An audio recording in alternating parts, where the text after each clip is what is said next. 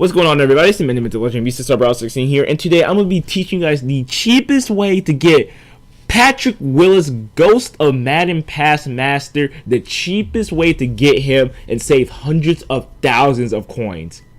And that way is to buy him.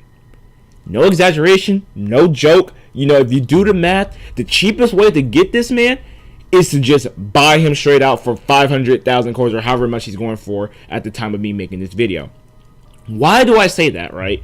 Why do I say that? Because everyone, you know, they're like, oh, but this YouTuber, this streamer, this Reddit guy, this Twitter man told me to reroll for Patrick Willis and get all the kindling for cheap and reroll. Now, the problem with that is that if you actually do the math, that's actually a really stupid idea, no matter how you slice it up. Why do I say that? Because, you know, and I get it, right? The average person is thinking, oh, but if I do the Patrick Willis set, I'm gonna get 395s back, you know, extremely great value. And here's the thing, that doesn't apply for everybody, right? Because there's a lot of costs that you're not factoring in. First of all, you have to re-roll these guys, right? So the first cost is re-rolls. You have to get the exact cards that you need the first 3 times just to have the bare minimum cost, right?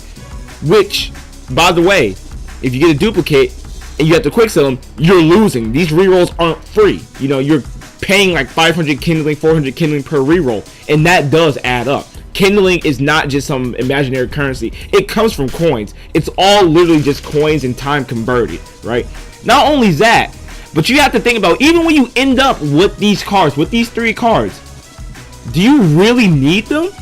Like, you know, I'm an Eagles fan. I did the Jason Kelce thing, chose Jason Kelce. Do I really need, you know, another center as in that? No, I don't. I mean, thank God I can, you know, afford it because I have like millions of coins within my binder. They're all in investments. Ignore what that top right number says. But let's look at Marvin Harrison. I'm sure everybody wants Julio.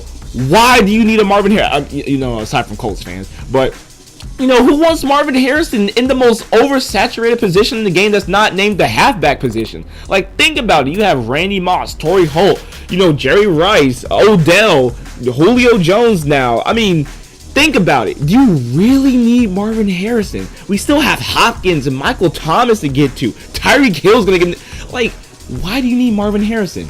You know, defensive tackle might be another one, you know. Unless, you know, you're a Vikings fan or a Seahawks fan, you know, you need a defensive tackle. You know, Fletcher Cox might get an upgrade next playoff. Or, you know, maybe you're rocking Mean Joe Green or, you know, whoever you're running at defensive tackle. Like, think about the positions that you need.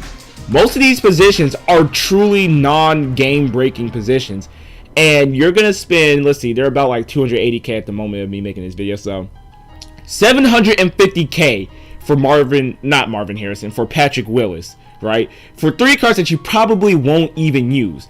And then, you know, for some of you, if you can use it, then yeah, it's great value. But then think of it like this. Like, do you really need an 87 speed Josh Jacobs? I think he's 87 speed. I don't have him, so y'all let me know if I'm wrong. But, you know, think about these 93s, right? If you get these there's nothing you can do with them, right? Do you really need even for Raiders theme teamers, right? You guys have Bo. You guys are going to get Marcus Allen soon. I mean, what are you going to do with them, right? Like, think about all those Ghosts of Madden futures that have no powers. Like, if you really want Nick Bosa, just go buy them. Same thing with Julio. You know, do you really need a left tackle? You might. You know, I need a left tackle. But Jair Alexander, another oversaturated position at cornerback. He's a great dude, especially in real life. He's a beast. But dog, you probably already have Mel Blount. You probably have Night Train. If you don't have Dion, you're doing it wrong. You know, Jalen Ramsey might get an upgrade. You know, you might have Denzel Ward. You know, Slay is due for an upgrade. Pat Pete is due for an upgrade. This position is oversaturated. Do you really need another Nat cornerback? Now, especially if he's 5'11". Now, don't get me wrong. He's a beast, but I'm just saying. Think about what you truly need on your team. If you're like a low overall team where you're just getting, on your feet, you're playing catch up, right? Then this is a beautiful set to do. But if you just want the mass, if you just want Julio, you just want Patrick Willis, do not sink your coin to the point where you cannot get them back. This needs to be said, dog. These sets, they're a coin sink. That's what Nat means. Now, the most profitable thing to do would be to re-roll and then sell them. You know, you see I sold this John Randall for $330, I sold him for $300. Like, this is the most profitable way, you know, to turn your kindling into coin. Don't just sink them into cards that you don't plan on keeping for the rest of the year, especially if you can't afford to do so. Now, if you're like me and, you know, you're just a market mongol, then you can do whatever you want, right? Now, the second thing about this is that powering these cards up is an extremely expensive thing to do. Training has extreme value because you need training to power these cards up. I cannot stress this enough. If you cannot afford to power these cards up, why are you doing the set? There is literally no point in doing the set. It costs 8,000 training.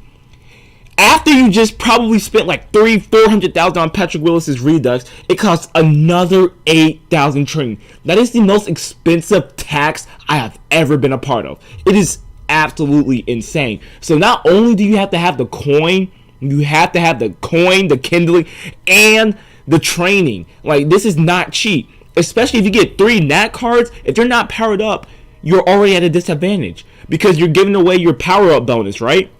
So why are you doing the set? Why are you spending 750,000, 800,000 for Patrick Willis, and then you're gonna have 3 cards that aren't even powered up? Because now you're well into like 1.5 million territory. Hopefully you were smart and bought the cards beforehand, but if you didn't, you're screwed. You're absolutely screwed. Do you really want to pay 6,000? I kid you not, 6,000 training to upgrade your Nat center, especially if you're not a Seahawks or Jets fan? Do you really want to do that? Can you afford to do that? Because guess what? It's a coin sink, right? You only get half training back. You get 90% back on the abilities, but they didn't say about downgrading. So you're only getting half that. You are sinking your coin. You will never see that coin in training again. It's gone. Unless, of course, you know, you win games. Next part. So if you have investments, right, what are you doing? You're chilling. You're just waiting right now, right? Patrick Willis is already up from the video I made yesterday. It's actually crazy, but you know, you can kind of just wait. Maybe he'll go up to 400. Maybe, you know, maybe he goes up to 500. You know, that's the hope, right? But if you have investments, just wait, because you know, everyone's trying to sell at once. They don't truly understand investments, right? They just kind of buy and sell, and they think that's the end of it. But if everybody's selling at once, then there's high supply, and demand has not reached the point to where supply is, scarce, right? Because scarcity is what drives up price. But why are we waiting? It's because, you know, the more people that, you know, do the Patrick Willis set, because, you know, Patrick Willis, he's high demand, people are going to have to, you know, either buy Patrick Willis or do the set to create Patrick Willis. Which means if you create Patrick Willis, you're creating John Randall's, Kevin Maway, Marvin Harrison. So, you know, John Randall, if you have the 95 John Randall, you need the 91 John Randall. John Randall creates need for John Randall. So with that being said, you know, just kind of, you know, wait a little bit. You know, if you've made profit, then, you know, you can cash in whenever, but, you know, just wait. Now, if you're doing the legends, I don't think they're profitable whatsoever. I can go, you know, look at this Kevin Maway, because I don't know about the center. I don't know if the center would be profitable. I got him at like 90,000. Oh, okay, well, that's surprising. So I guess, you know, I mean, if, like I said, if your investments are profitable, just cash. I'll probably cash in on the legends. So I was gonna say that with the legends, it's easy to build them. I said it yesterday, but there's a direct path to building them, so they aren't exactly scared. There we go. See, Marvin Harrison tanked. Like, people really thought Marvin Harrison was gonna rise up. I was one of those people. But no, you can kind of just wait until he, you know, gets out the market a little bit. The less of them there are, the higher his price should go, or maybe his price just doesn't rise. Maybe I just bought training, which is, you know, fine by me, right? Sometimes you take an L on investments. But lastly, and just, you know, it'll do you wise to remember this. This is all a distraction, right? And I don't mean it's a distraction as, oh, these cards aren't really good, because, you know, they're impeccable, right? But every promo is just a distraction for the next promo, right? They want you to waste all of your resources on this promo before they hit you with the playoff promo. That's why I have all my investments already locked in, right? I have a whole bunch of Aaron Rodgers. I have a whole bunch of other cards. Like, I went all in on my playoff investments. So, you know, just remember that. You know, you look at cards like, you know, Ray Allen, Ray Lewis, you know, oh, he's not the talk of the town now, but, you know, you look at him and you think, Ray Lewis, he's a Super Bowl winner, dog. Super Bowl MVP. He could be a part of the playoff promo. He can be a playoff master. He can be a Super Bowl legend. And that just makes you really think, doesn't it? He's only 131. Still one of the best linebackers in the game, if you ask me. And he's only 131. So just be careful about the shiny new cards. This would be a great time to backtrack and pick up cards that, that are still just as good, or, just a smidge under that Patrick Willis. Willie Lanier, I think, was the best linebacker in the game up until Patrick Willis.